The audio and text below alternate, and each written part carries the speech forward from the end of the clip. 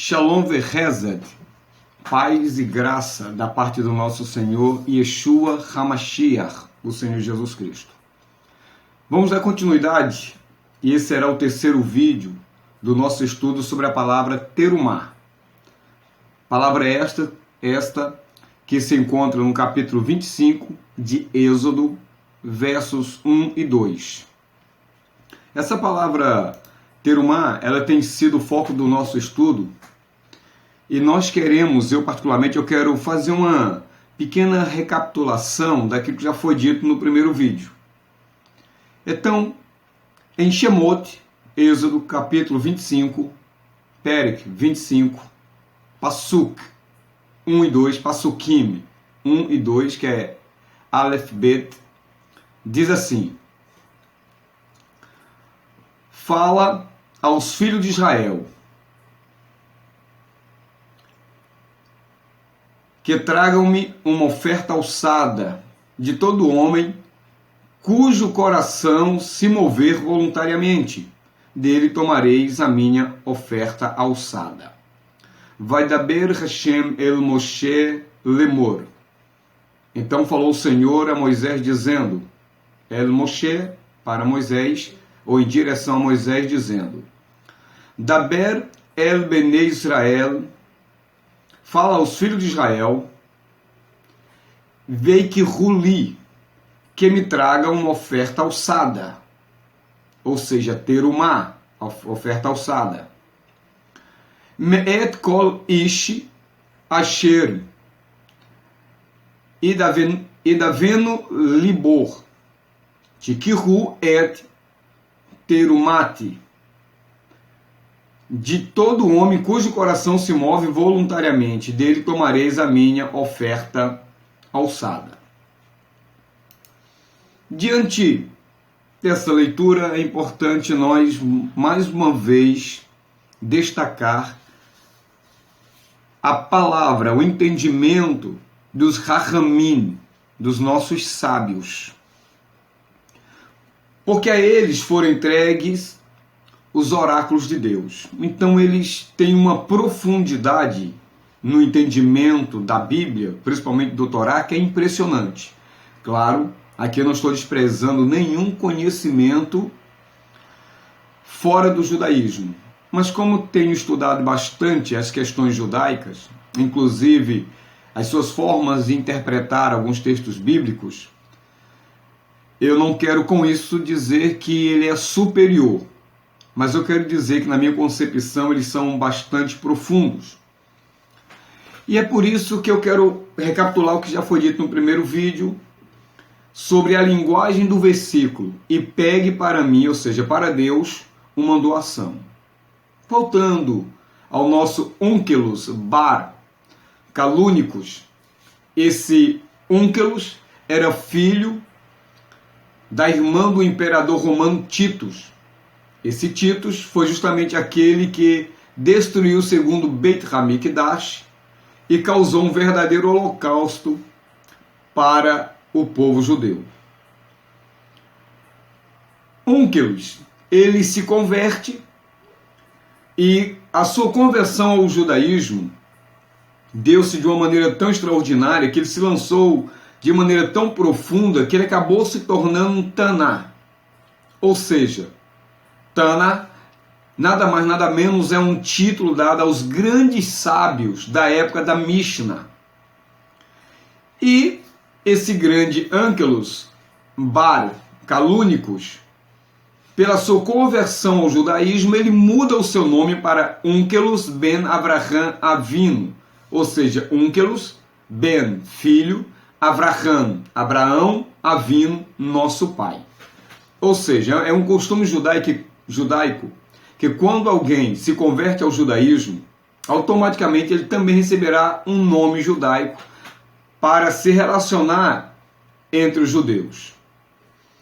É interessante que Onkelos, ele vai traduzir a Torá para o aramaico, e ele tem o objetivo de facilitar o entendimento para as mulheres, crianças e pessoas menos estudadas, objetivando tornar a Torá acessível aos menos privilegiados. sendo que o aramaico era a língua falada pela maioria dos judeus da sua época. E mesmo havendo, naquela época, outras traduções da Torá para o aramaico, a tradução de Ângelos tem um diferencial. E qual é o diferencial dela? Ela deixa de ser literal para ser aplicativa. E por que ela é aplicativa? Para se tornar explicativa. Essa que é a verdade. Ângelo, ele não vai traduzir a Torá para o aramaico de maneira literal, mas sim de maneira explicativa. E o interessante que é o seguinte, que essa mesma tradução de Ângelos, ela foi escolhida pelo Estado de Israel para ser lida toda semana junto com a porção de estudo semanal, e por isso ela já vem impressa em todo o Rumash ao lado do texto hebraico. Isso é muito interessante, ou seja, ela foi de certa forma acoplada à Torá literal, e com isso se faz a comparação do literal com o explicativo. Essa tradução foi feita quando Ângelos já estava em um nível espiritual elevadíssimo, o que os judeus vão chamar de tzadik. Olha o nível que ele chegou. Ele se lançou tanto, ele se deu tanto, ele abraçou tanto essa fé em Deus, que ele passou a ser considerado pela sua dedicação, pela sua capacidade intelectual, pela sua capacidade espiritual, um tzadik, um justo da nação, ou para a nação. E ele fez essa tradução por meio do Espírito Santo, ou seja, ele viu lá no mundo de cima de que forma deveria traduzir aquilo no mundo de baixo. Eu acho isso muito interessante. O nível de elevação desse homem chegou a tal ponto que quando ele foi traduzir a Torá, como o seu nível estava lá no mundo de cima, ele entendeu a maneira de como ele deveria traduzir essa Torá aqui no mundo de baixo, para que ela fosse mais compreensiva, ou melhor, compreendida. Quando ele chegou a esse versículo, que diz, pega para Hashem uma doação, por ele estar com a mente, com o seu coração, com a sua alma em um nível muito elevado, ele concebeu a palavra pegar e traduziu-a para dar para Hashem uma doação. Por aí nós vamos chegar a algumas observações importantes. Se a explicação para esse pegar é dar, por que então no texto em hebraico está escrito pegar? Você percebe que a pergunta é extremamente importante e faz com que a nossa reflexão busque a orientação de Deus e que nós possamos, através dessa orientação de Deus, sermos conduzidos aos sábios que irão nos trazer melhores esclarecimentos. E aqui o sábio já diz o seguinte, já temos aqui a revelação de um segredo oculto que está lá na Torá. Quando você está dando uma doação, na verdade você está pegando para você muito mais. Ou seja, no mérito da doação, o Eterno te dá muito mais em dinheiro, saúde, prosperidade, habilidade para negociar e tudo que se colocar as mãos para fazer, a probabilidade de dar certo é muito grande. Existem outras explicações, mas eu estou trazendo a priori essa, fazendo uma recapitulação daquilo que já foi dito. Agora, quando as pessoas começaram a levar essas ofertas a Kadosh Baruch Hu, ao Eterno, ao Criador dos céus e da terra, tinha um propósito específico, a construção do Mishkan. A construção do Mishkan revela muita coisa para nós. E por que ela revela muita, mas muita coisa para cada um de nós? Pelo simples fato, perdi aqui o raciocínio. Ai Deus, perdi o raciocínio, me perdoe. Mas tudo bem. Então tinha o objetivo de construir o Michigan, e o Michigan tinha como finalidade maior se tornar uma moradia para que Deus estivesse presente no meio deles. Não no Michigan, mas através de cada contribuição, como você já viu nos outros vídeos, ele estaria conectado a cada doador estaria conectado ao Michigan, logo depois o templo sagrado, o Beit HaMikdash, e esse Beit HaMikdash, ou Michigan, estaria conectado com o sagrado, com o bendito, com aquele que vive e reina para todo o sempre. Então o Michigan tornou-se o lar da presença divina porque Deus especificou que fosse construído apenas a partir de contribuições voluntárias. Ou seja, o Michigan seria o resultado dessa separação do coração. Na verdade, seria uma elevação do coração. Eu estaria elevando algo que eu possuía, que aparentemente era meu, que Deus me confiou. Eu estaria entregando esse algo para o Eterno, e através dessa entrega ao Eterno voluntária, eu estaria me conectando a algo sagrado, e esse algo sagrado me abençoaria em todas as instâncias. Me abençoando em todas as instâncias, não haveria necessidade entre o povo de Israel, não haveria enfermo, haveria uma conexão tão plena, tão extraordinária, que o povo de Israel estaria vivendo o Éden aqui na terra antes da era messiânica, penso eu. Então a doação cria uma sociedade amorosa. A doação cria essa sociedade permitindo que cada um de nós tenhamos como fazer uma contribuição para o bem comum. Ou seja, à medida que Deus pede essa oferta, eu sei que tem um objetivo também mais profundo, que eu vou dizer daqui a pouco, nós compreendemos que à medida que nós nos doamos, nós estamos treinando a nossa liberalidade. Nós estamos treinando a nossa Hesed. Nós estamos treinando a nossa bondade. Estamos colocando em prática uma graça que nos foi dada e que nós estamos, de certa forma, retribuindo, sendo gratos ao Eterno, sendo agradecidos ao Eterno por essa graça extraordinária, por essa graça esplendorosa. Então nós estamos treinando, e esse treinamento ele é tão importante, ele é tão magnífico, ele é tão gigantesco, que isso acaba tocando no coração das pessoas. Por isso que tem que ser voluntário, por isso tem que ser generosamente, deliberadamente, tem que ser algo que eu decidi. Porque, como já foi dito, naquela oferta vai todas as minhas intenções. Na minha oferta vai de certa forma, toda a minha capacidade. Tudo aquilo que eu sou e tenho envolve aquela oferta, envolve essa voluntariedade, essa liberalidade.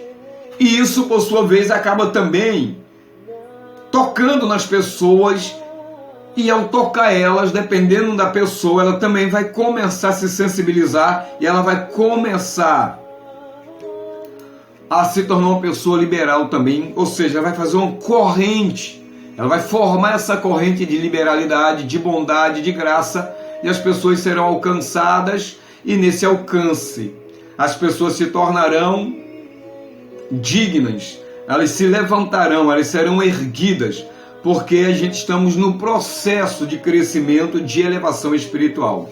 É por isso que a construção do santuário, ela também seria a cura para o pecado do bezerro de ouro. Um povo que apenas recebeu, mas não podia dar, ficaria preso no seu próprio egoísmo. Isso aqui é interessante. Por que eu digo que isso é interessante? Pelo seguinte, Moshe Rabbeinu, nosso mestre, Moisés, nosso mestre, no momento que Deus está mostrando o seu amor, a sua graça, a sua fidelidade ao povo de Israel lá no Monte Sinai, quando ele desce de maneira esplendorosa, o povo fica com medo e pede para que Moisés seja o intermediário entre Deus e eles. Deus aceita esse pedido do povo e Moisés então é convocado a subir ao Monte Sinai e lá ficar por 40 dias. Nesse ínterim, o nosso querido Moisés separa Ur e também Arão, seu irmão, para ficar como líderes, como o dirigente do povo de Israel que ali estava, do povo hebreu, até que ele descesse do Monte Sinai. Só que houve um problema de contagem, houve um problema no calendário na espera, na descida de Moisés. Quando o povo percebeu que já fez na contagem deles 40 dias que Moisés estava lá e ele não desceu, o povo automaticamente ficou temeroso.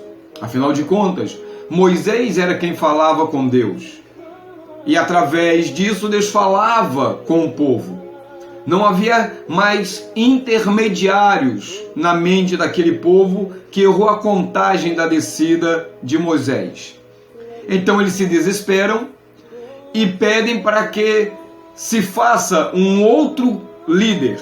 Ou seja, agora que se construa um líder para os conduzi-los até a terra prometida, porque eles já não sabiam o que tinha acontecido com Moisés.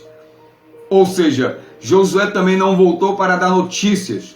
Então o povo não sabia o que tinha acontecido com Moisés e foram conversar com Arão e Ur e não chegaram a um denominador comum.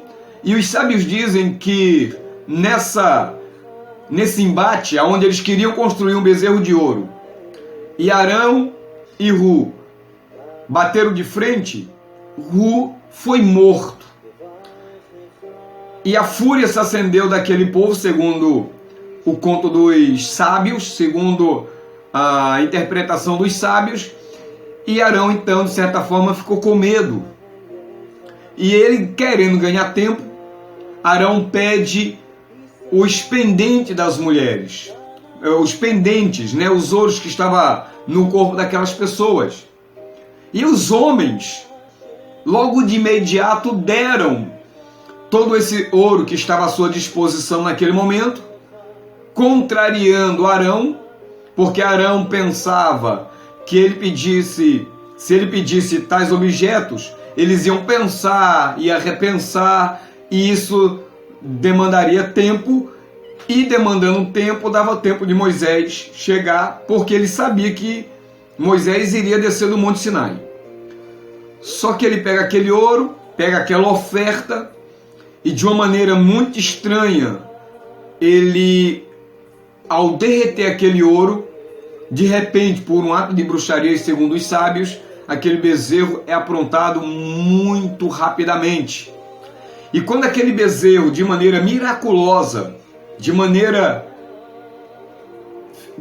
a nível de feitiçaria, porque tinha muito das autoridades egípcias que saíram com o povo hebreu do Egito, e tinha muitos magos ali, então os sábios acreditam que foi a magia desses sábios, como é que se dá o nome? Desses bruxos, que fez com que aquele ouro que estava sendo derretido fosse processado de uma maneira muito rápida. E de maneira miraculosa foi feito o bezerro de ouro em um tempo recorde. E o povo então, vendo aquilo, queria logo inaugurar aquela imagem, aquele general, aquele guia, e Arão, para ganhar tempo, disse: não, hoje não. Amanhã faremos festa ao Eterno, ou seja, não ao bezerro. É só você ler devagar o texto do bezerro de ouro, que está a partir do versículo 30, se eu não me engano, 32, do mesmo livro de Êxodo. E a partir daquele momento, o povo sossega o facho, vai para casa, ou melhor, para suas tendas, e quando é no dia seguinte, o povo vai inaugurar aquela estátua e começa uma tremenda orgia, um tremendo carnaval. Moisés lá em cima, então, ouve de Deus que ele precisaria descer depressa porque o povo tinha pecado. Tão rapidamente se desviaram. Moisés desce, claro que eu estou aqui sintetizando, e quando ele desce com as duas tábuas de pedras na mão. Só que quando Moisés chega aonde Josué estava, e eles, a partir daquele lugar, se direciona ao acampamento, Moisés, juntamente com Josué, ouve um alarido. E não é alarido de guerra, é alarido de festa. E aquelas pedras então começam a pesar. Quando Moisés vê o bezerro de ouro e o povo em volta, celebrando, glorificando, fazendo tudo aquilo que desagradava a Deus, ele, para não trazer mortandade a todo o povo hebreu, ele pega aquelas pedras e as joga no chão.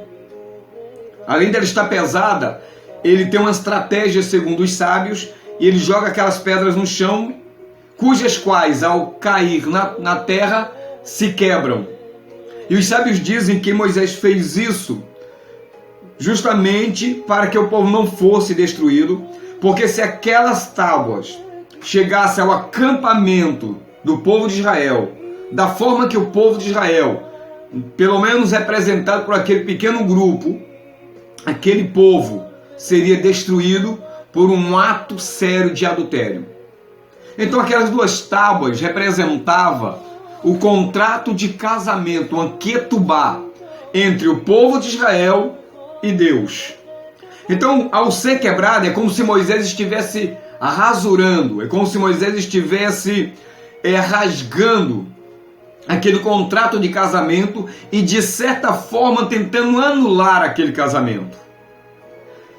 Só que Moisés, não muito satisfeito com isso, sabia que o povo estava totalmente errado e equivocado naquilo.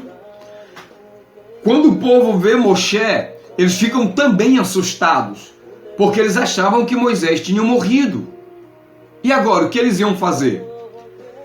Moisés desce com uma ira divina brilhante, ele pega aquele bezerro de ouro e ele vai pisando aquele bezerro de ouro com tanta força, com tanta raiva, não de Deus, né, mas daquela entidade criada pelo próprio povo, que o próprio Moisés vai fazer uma coisa muito interessante, o qual eu quero dividir com vocês aqui, nessa terceira parte desse vídeo. Ele transforma aquele bezerro de ouro em pó, e ele vai fazer uma mistura, ele vai criar uma composição química, material e espiritual. E para que isso? Porque aqueles que estavam festejando já foram pegos em flagrante adultério, seriam mortos. E é tanto que o próprio Moisés diz assim: aqueles que pelo Senhor. Deixa eu achar aqui a palavra que eu quero ler para vocês. Olha que interessante. Êxodo capítulo 32, a partir do verso 19 diz: E aconteceu que, chegando Moshe ao arraial, e vendo o bezerro e as danças, acendeu-lhe o furor, e arremessou as tábuas das suas mãos, e quebrou-as ao pé do monte.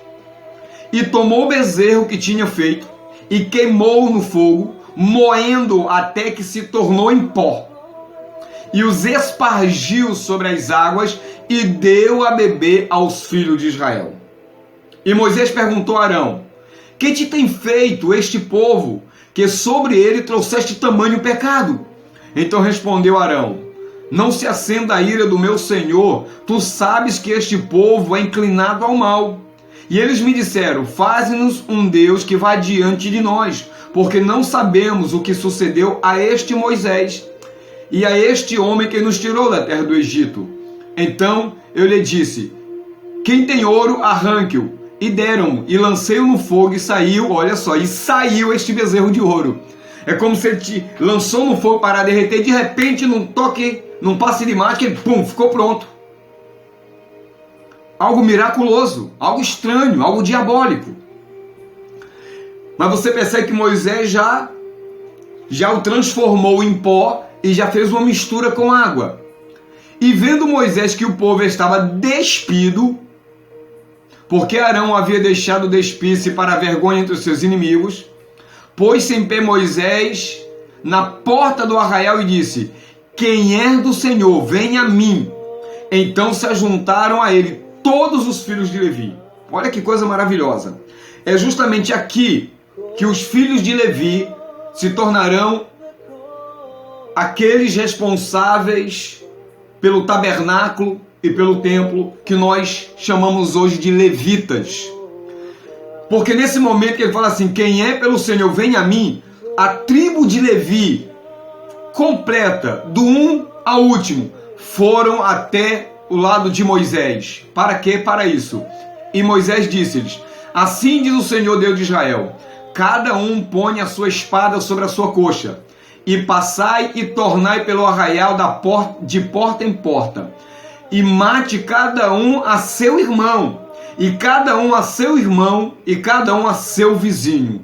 Meu irmão, para fazer isso, é preciso ter muita coragem. É preciso ter muita confiança na Kadosh Baruch Hu. É preciso ter muita confiança em Deus. Então eles tiram as suas espadas e cumprem essa missão. Só que ali já foram identificados, pegam em flagrante as pessoas que deveriam morrer. E acontece uma outra coisa. Vamos continuar lendo. E os filhos de Levi fizeram conforme a palavra de Moisés, e caíram do povo naquele dia uns 3.000 homens, porquanto Moisés tinha dito: consagrai hoje as vossas mãos ao Senhor, porquanto cada um será contra o seu filho e contra o seu irmão, isto para que ele vos conceda hoje uma bênção. E aconteceu que no dia seguinte Moisés disse ao povo: vós cometeste grande pecado. Agora, porém, subirei ao Senhor. Porventura farei propiciação pelo vosso pecado. E Moisés mais uma vez sobe para o Monte Sinai pela segunda vez. Mas você viu aqui que Moisés deu a beber aos filhos de Israel. Olha que interessante, estou no versículo 20. E tomou o bezerro que tinha feito e queimou no fogo, moendo até que se tornou em pó, e espargiu sobre as águas e deu a beber aos filhos de Israel. Essa composição química espiritual não era necessário para aqueles que já foram pegos em flagrante adultério. Essa poção era para que os filhos de Israel bebessem, e caso houvesse alguém secretamente concordando com o bezerro de ouro, que porventura a sua alma estava conectada ao bezerro de ouro, que as suas intenções, que o seu ser, que o seu trabalho estava impregnado numa oferta que foi investida na construção do bezerro de ouro, que levou o povo hebreu a pecar, ao ingerir essa água, a sua barriga iria inchar e eles morreriam. Olha que coisa interessante. Por isso que o conselho bíblico é que nós não podemos beber da água do mundo, ou melhor, do cálice do mundo e do cálice de Cristo. Nós não podemos nos envolver com este mundo a não ser para transformá-lo. Porque senão nós estaremos sujeitos a sofrer uma penalidade terrível porque estamos macumunados, a nossa intenção, o nosso coração, a nossa alma está pegada, atrelada, conectada a esse sistema do mundo que nos afasta de Deus. Muito interessante, né? Queridos, vamos para o próximo vídeo, para o quarto vídeo, e eu espero que Deus abençoe a sua vida, tá bom? Te espero lá. Shalom Vraha.